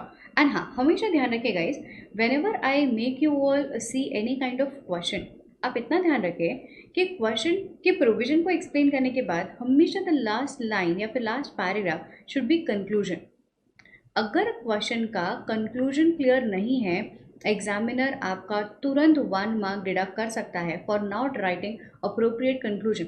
ये सब प्रवचन करके आ गए, बट करना क्या है, पेरेंट को क्या करना चाहिए, एक्स को क्या करना चाहिए, ये ओपिनियन चाहिए उनको आपसे। ठीक है, सो मेक श्योर, मैं हमेशा क्लास में बच्चों को कहती हूँ कि आपका प्रोविजन लिखना डब्बा भरना होता है। ठीक है, ये डब्बा है, ये डब्बा में आप प्रोविजन भरते हो कि as per so and so, as per so and so, but इस डब्बे को ढक्कन से बंद करना ज़रूरी है। ये ढक्कन है आपका कंक्लूजन। अगर कंक्लूजन नहीं है तो ये डब्बा कोई काम का नहीं। ठीक है, सो हमेशा ध्यान रखें डायलॉग, डब्बे को बंद करना ना भूले विथ योर कंक्लूजन। ठीक है, चल next, whether the preparation of CFS is mandatory or not. Is it mandatory? If yes, please elaborate the requirements under statute. statute का क्या मतलब होता है? लॉ। लॉ का क्या मतलब होता है? सेक्शन। कौन सा सेक्शन? 129। ठीक है, तो हम लोग अकॉर्डिंग टू सेक्शन 129 हम लोग 129 के हिसाब से प्रोविजंस लिखेंगे कि कहाँ पे एक्सेप्शन मिलना चाहिए, कहाँ पे एक्सेप्शन नहीं मिलना चाहिए। whether the company has one or more subsidiary associate JVs, in addition to SFS आपको बनाना होगा CFS in the following manner. Further section number 129 states that ये जो फाइनेंशियल स्टेटमेंट्स है ये आपको होल्डिंग कंपनी को बनाने हैं और ऑल्सो ऑडिट करवाने हैं, अप्रूव्ड बाय BOD भी होना चाहिए। Very important point, salient feature का मतलब होता है important features of the consolidated financial statements inform, बड़े अक्षरों से वहाँ पे हाईलाइट करके रखिए, इनफॉर्म AOC1, ये फाइल करना होता है कंपनी को। AOC1 क्या होता है? AOC1, जोर जोर से बोलो, AOC1। तो ये आपको फाइल करना होता है। एंड कुछ एक्सेप्शंस भी दिए हैं उन्होंने कि 129 के हिसाब से 3 एक्सेप्शन कंडीशन है, अगर वो फॉलो हो गया तो ठीक है, आपको CFS नहीं बनाना। Next, please elaborate the situation wherein the requirement related to the preparation of CFS does not exist, may not apply as per law, as per statute। वो 3 कंडीशन लिखेंगे, wholly owned और partially owned subsidiary, not listed, ultimate intermediary की जो ultimate holding company is filing CFS। Next आता है responsibilities of parent company. क्या है ये? Responsibilities of parent company. तो सबसे पहला रिस्पॉन्सिबिलिटीज ऑफ पेरेंट कंपनी में क्वेश्चन ये आता है, right a short note, right a short note on responsibilities of holding company for the preparation of CFS। You remember सबसे पहला पॉइंट, पेरेंट कंपनी का क्या काम होता है? आइडेंटिफिकेशन ऑफ कंपोनेंट्स, कंपोनेंट्स के AFRF को जानो, उसकी गैप कन्वर्जन करो, अकाउंटिंग पॉलिसीज हार्मोनाइज करो, segment reporting, related party reporting, इसके डिस्क्लोजर्स करो। तो ये 4 से 5 पॉइंट बेसिकली G तक है, A से लेकर के G तक 7 पॉइंट्स आपको लिखने हैं। So identifying components, where appropriate reportable segments को आइडेंटिफाई करो, रिलेटेड पार्टी ट्रांजैक्शंस को आइडेंटिफाई करो, obtain accurate and the complete information with regards to components, make adjustments, component adjustment, harmonisation of accounting policies and gap conversion. ये सारा काम किसका है? Parent company का। अब और एक चीज़ गाइस, अगर कंपनी जैसे कि ये है होल्डिंग कंपनी, ये है उसकी सब्सिडरी S लिमिटेड, ठीक है। S लिमिटेड जो है वो डेप्रिसिएशन का अलग मेथड यूज़ कर रहा है। क्या यूज़ कर रहा है? डेप्रिसिएशन का अलग मेथड यूज़ कर रहा है, ठीक है। अब क्वेश्चन ये उठता है कि अगर ये डेप्रिसिएशन का अलग मेथड यूज़ कर रहा है, Here you go, डेप्रिसिएशन का अलग मेथड यूज़ करना है, तो जब भी H लिमिटेड अकाउंटिंग पॉलिसीज़ को हार्मोनाइज करेगी तभी इसका इफेक्ट देगी। डेप्रिसिएशन की पॉलिसीज़ को चेंज करना पड़ेगा, डेप्रिसिएशन का जो मेथड है उसको चेंज करना पड़ेगा हार्मोनाइज करने के लिए, हाँ या नहीं? सोचो। आंसर इज नहीं गाइस। डेप्रिसिएशन का जो मेथड यूज़ होता है ना, it is not an accounting policy, it is an estimate. Basically मैं एस्टीमेट करती हूँ, से फॉर एग्जांपल कोई एक मशीनरी है, ठीक है, हमारे ऑर्गेनाइजेशन में XYZ मशीनरी है, ये मशीनरी कितने साल तक चलने वाली है ये मेरा एस्टीमेट है। This is not a policy, this is my estimate. मैं मेरे ऑर्गेनाइजेशन के एम्प्लॉय को कहूँगी कि बेटा ये मिनिमम 5 साल तो चलाना है आपको, ठीक है। इसको अभी थोड़ा ऐसा, हमारे अमित भाई साहब, आप जानते नहीं हो इसे, ये अमित भाई साहब इंस्ट्रूमेंट को ऐसे यूज़ करते हैं, ऐसे यूज़ करते हैं कि जो चीज़ें 5 साल तक चलनी होती है वो आधे साल में बेचारी मरमुरा जाती हैं। अब वो मेरा एस्टिमेशन है कि मशीनरी कितने साल तक चलनी चाहिए। तो डिपेंड्स अपॉन माई एस्टिमेशन कि कितने साल ये मशीनरी चलेगी, उतने साल में मैं उसको डेप्रिशिएट करूँगी बराबर। तो this is not a policy, this is not a policy, but this is estimation. So यहाँ पे हार्मोनाइजेशन करने की ज़रूरत नहीं है। एस्टिमेशन एकदम क्लियर है, सुपर हिट, चौको आगे गजब। चलो आ जाओ।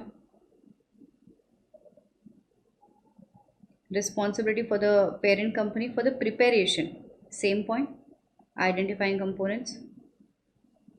इसको मैंने एक्सपेक्टेड एग्जाम क्वेश्चन मार्क करवाया है गाइज, ये स्टडी मैट में आया हुआ है, प्लस इसको RTP MTP में देखने मिला है। Very high level important question कि आपकी किताब में, मतलब आपके May 22 में दिखने मिल जाए। पेरेंट कंपनी की रिस्पॉन्सिबिलिटी के बाद आता है ऑडिटर की रिस्पॉन्सिबिलिटी। क्या कहता है? Right a short note on auditors responsibility. जब भी हम लोग ऑडिट कर रहे हैं तभी हमारा सबसे पहला क्या काम रहता है? सो यू रिमेंबर हम लोगों ने पढ़ा था टू सेटिस्फाई हिमसेल्फ कि CFS is showing the true and fair view of the balance sheet of the affairs of the business are as per AFRF। Inquiries करना, वो इंक्वायरीज वाले मैटर याद आ रहा है, A से लेकर के I8 से लेकर के F तक। 143(3) के हिसाब से रिपोर्टिंग करना, एज वेल एज 143(3) में there are additional reporting also. So additional reporting करना, और and to validate the requirement for CFS। अगर हमको लगता है कि CFS आपको बनाने हैं तो बनाने हैं, वैलिडेट करो वो रिक्वायरमेंट्स को कि yes you are suppose to, you are required to prepare CFS। Next आता है ऑडिटिंग कंसिडरेशंस। ये क्वेश्चन क्या है समझो। A Limited holds ownership of 10% of voting power and control over the composition of board of directors of B Limited.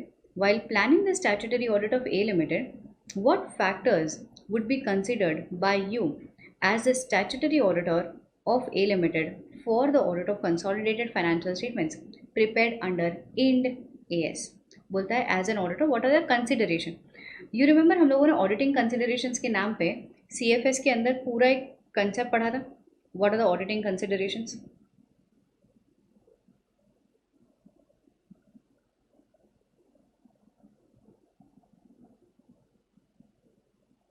या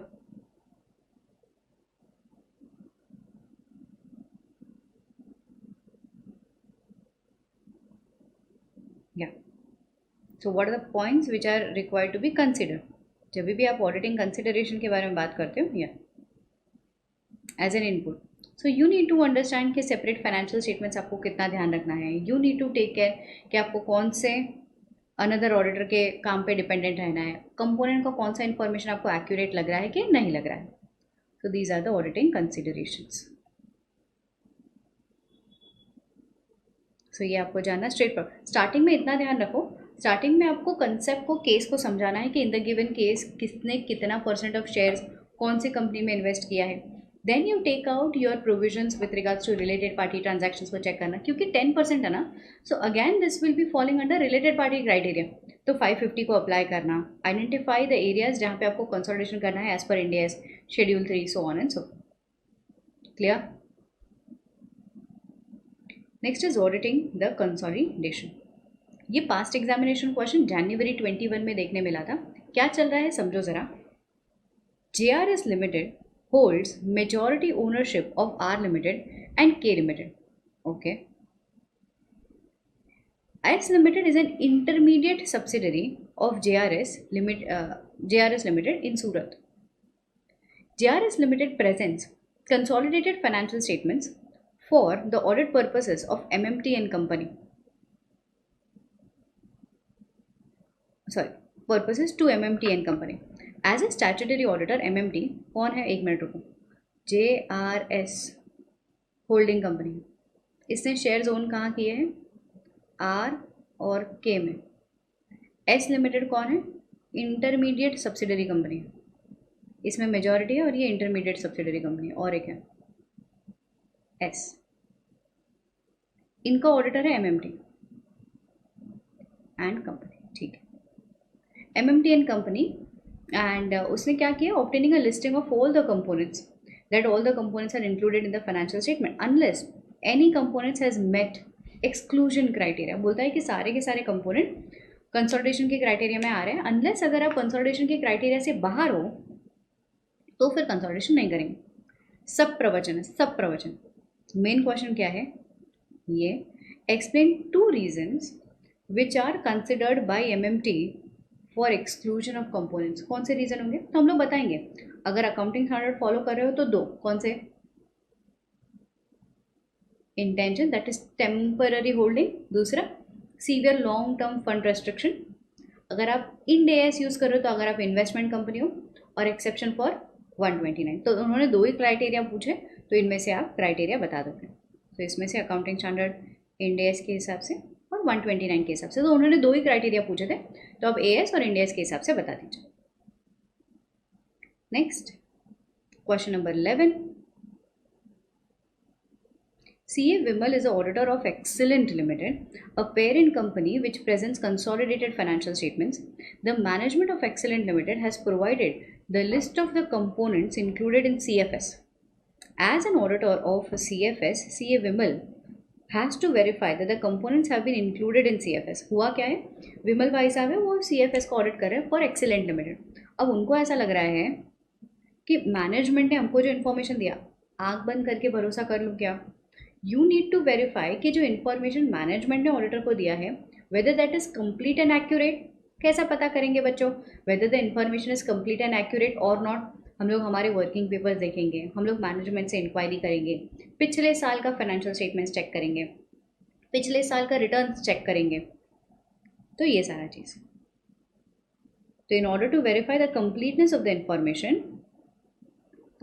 the information CA Vimal को क्या करना चाहिए? पहला, खुद के वर्किंग पेपर्स प्रीवियस ईयर के, पेरेंट कंपनी कैसा आइडेंटिफाई करती है कंपोनेंट्स, उसको इंक्वायरीज कर लो मैनेजमेंट के साथ, इन्वेस्टमेंट जो पेरेंट कंपनी ने किए है या फिर कंपोनेंट से की है, आगे आगे हम लोग कहते हैं चेन होल्डिंग भी हो सकता है। So investment, review joint arrangements, review other arrangements consolidated financial statements के, एंड स्टैट्यूटरी रजिस्टर्स चेक कर लीजिए, रिकॉर्ड्स चेक कर लीजिए, जैसे कि रजिस्टर मेंटेन अंडर सेक्शन 189, 186, 190, ठीक है। Identify whether any changes are there, whether any changes are made in the shareholders pattern during the reporting period. Everyone understands this? Pakka? Short. So that was question number 11. चलिए अब आगे बढ़ते हैं with question number 12. While doing the audit of consolidated financial statements, which current period consolidation adjustments are to be taken into accounts? मतलब क्या है यहाँ पे एडजस्टमेंट्स के बारे में पूछा है guys. The last very part of the chapter जहाँ पे हम लोगों ने एडजस्टमेंट्स देखा था, permanent adjustments and current adjustments. As I told you, current adjustments कुछ ऐसे एडजस्टमेंट्स होते हैं जो उसी साल के लिए होते हैं, जैसे कि इंट्रा ट्रांजैक्शंस होना, असेट बेचना, स्टॉक बेचना, प्रॉफिट को राइट ऑफ करना, प्रॉफिटेबिलिटी अगर इंट्रोड्यूस है तो उसको कैंसिल करना, मैनेजरल फीस वगैरह नॉक ऑफ करना, डेफर टैक्स वगैरह, बिल्स पेएबल, बिल्स एक्सचेंज, अगर इंटरडेट है तो चेंज करना, डेटर क्रेडिटर रिलेशनशिप है तो उसको नॉक ऑफ कर देना। तो ये सारा चीज़ करंट एडजस्टमेंट्स में आता है।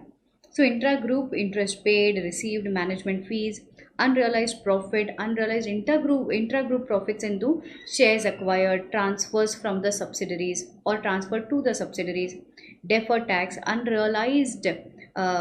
unrealized profit उसको eliminate करना, intergroup indebtedness, harmonizations of accounting policies, adjustments to the financial statements, adjustments to the significant transactions अगर कुछ है तो ये सारे transactions आते हैं तुम्हारे current period adjustments में। तो डेफर टैक्स, नॉन कंट्रोलिंग का एमआई, नॉन कंट्रोलिंग इंटरेस्ट का कैलकुलेशंस करना, गैप कन्वर्जन करना, ये सारा यस अकाउंटिंग पॉलिसीज। नेक्स्ट आता है आपका करंट के बाद permanent consolidation adjustment. So what are permanent consolidation adjustments?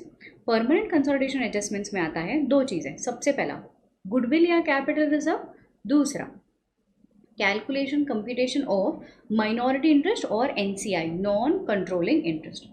So it is goodwill or capital reserve, and दूसरा है amount attributable to minority interest or NCI. Everyone understands this? ठीक है। So you need to verify क्या? सबसे पहला date of acquisition, दूसरा subsequent acquisition, step up transactions हो सकता है, तीसरा percentage of holding. So ये सारा चीज़ आपको देखना है। So how the calculations are made, pre-acquisition reserves कैसा है, date of acquisition कितना है, how that pre-acquisition earned, pre-acquisition profit is divided as the majority and minority interest or non-controlling interest. So ये auditor को verify करना। Also verify the permanent adjustments, the permanent consolidation adjustment, subsequent acquisition जो मैंने आपको last time क्या करके रखा था, step up transactions, तो उसके हिसाब से calculations check करना। Next reporting.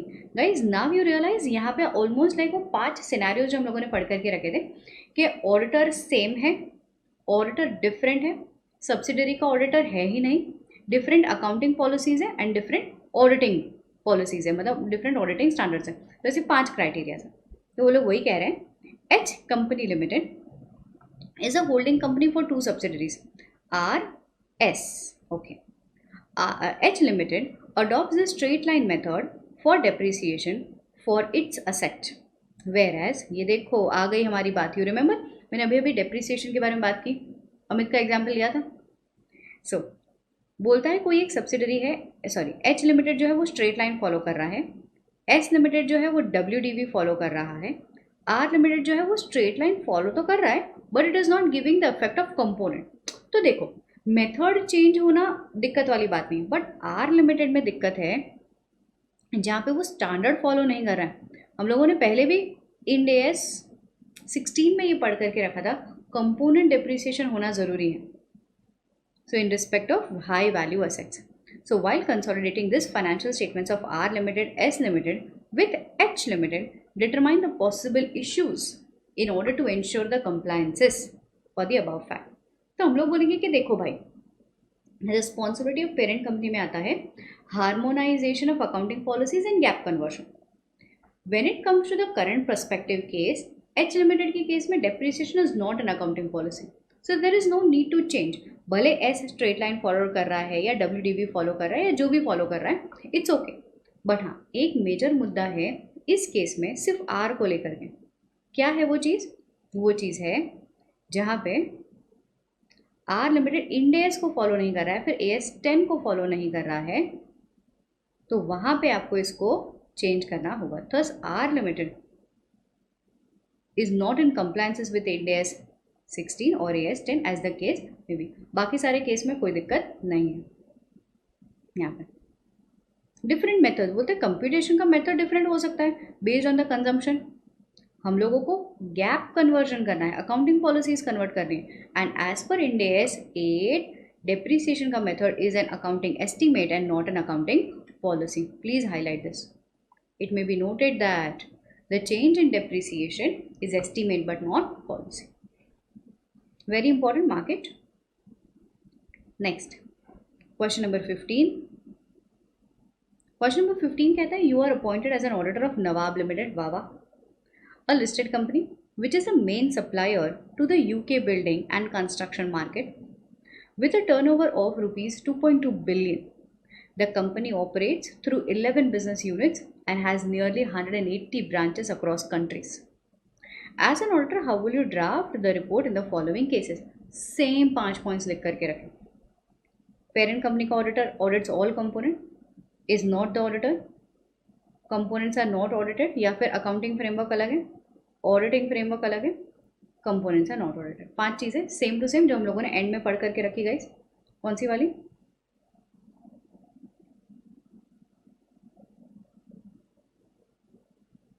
या सो दिस मैंने यहाँ पे आपके लिए चार्ट भी बनाया था, remember?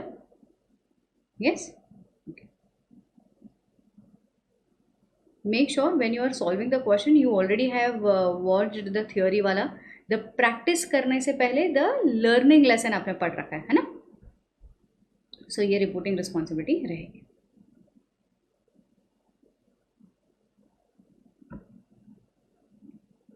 These are learning response. And हाँ गाइज, मैं आपको और एक क्वेश्चन बताती हूँ. ये देखो यहाँ पे एग्जैक्टली सेम क्वेश्चन है, बट यहाँ पे सिर्फ 2 चीज़ें पूछे. तो मैंने आपको लास्ट टाइम भी कहा था पूरे 5 के 5 आपको पूछे नहीं जाएंगे, because it is a very big question, wholesale question. इस 5 में से कोई 2, कोई एक आपको रिटेल क्वेश्चन के नाम पे पूछे जा सकते हैं. तो make sure you read the question very appropriately कि कौन से सर्कमस्टांसेस में आपको रिपोर्ट देने के लिए कह रहे हैं ये लोग. यहाँ पे पूछ रहा है different accounting framework and auditing framework, last के 2. ठीक है, ओके. हम लोगों ने कहा था विच एक्चुअली इज इन, हाँ, which are consistent with Indian framework. Next question number 17. Question number 17 almost same as parent and child limited. वहाँ पे हम लोग कह रहे हैं M Limited acquires 51% of shares of S, sold 25% of the shares during the financial year. M Limited did not prepare CFS on the plea that control was temporary. मतलब उन्होंने बहुत ऐसा प्ली किया कि नहीं माफ़ कर दिया जाए जनाब सरकार, कंट्रोल बहुत ही टेम्पररी था. Do you agree with the view of M Limited? जो M Limited बोल रहा है आपको सही लग रहा है? Decide assuming that M Limited is required to prepare CFS under Ind AS. Absolutely, since beginning हम लोग एक ही चीज़ गाते आ रहे हैं कि जैसे मास्क पहनना अनिवार्य है, वैसे ही Ind AS 110 के तहत कंसोलिडेशन करना अनिवार्य है. टेम्पररी होल्डिंग जैसा कोई बहाने आप नहीं दे सकते. So yes, you have to prepare CFS. Next आता है MB Investment Limited is a company having the paid up share capital of rupees 1 crore. It has subsidiary investors Fund Management Limited. Major business of MB Investment Limited is to pool funds. Investment company तो ये करेगी, is to pool funds from the investors on the collective basis, and ये funds को वो temporarily ये funds को वो लोग दूसरी कंपनी में इन्वेस्ट करते हैं. ठीक. While auditing the books of accounts of MB Investment Company, X observed that the whole amount of 10 CR pooled has been invested in the shares and the debentures of various companies, and profit earned is due to appreciation of the prices and the capital appreciation basically. Now Mr. X has an issue while auditing the CFS, while auditing the financial statement, not CFS, of MB Limited, whether CFS is required under 129. ये same question जो हम लोग ऊपर करके आए, अगर आपको याद है हम लोगों ने बोला था कि exception for investment company is for 110, 129 के हिसाब से, स्टैट्यूट के हिसाब से तो आपको कंसल्टेशन करना ही पड़ेगा. गिव योर ओपिनियन, यस करना ही पड़ेगा, कोई भी एक्सेप्शन नहीं है. 129 में एक्सेप्शन कब आएगा? जब ये 3 कंडीशन सेटिस्फाई होती है. Wholly owned subsidiary, listed not listed, and intermediate holding company की जो अल्टीमेट कंपनी है, that is filing CFS with register as per applicable accounting standard. Next, ये पॉइंट भी क्वेश्चन नंबर 18 एकदम ही exactly same. What are the procedures which you will follow in order to verify the completeness of the information? ये already आ चुका हुआ question है. Working papers, parent company का आइडेंटिफिकेशन, मैनेजमेंट से inquiry, investment of parent as well as component, review the joint ventures, joint arrangements, other arrangements and statutory records. Done? So यहाँ पे guys, there is a happy ending of this practice session. I hope you all enjoyed and now you are very much confident about this chapter. ठीक है? So यहाँ पे इस chapter की समाप्ति की घोषणा करते हैं. You all keep studying, keep revising, be safe, take care, bye bye.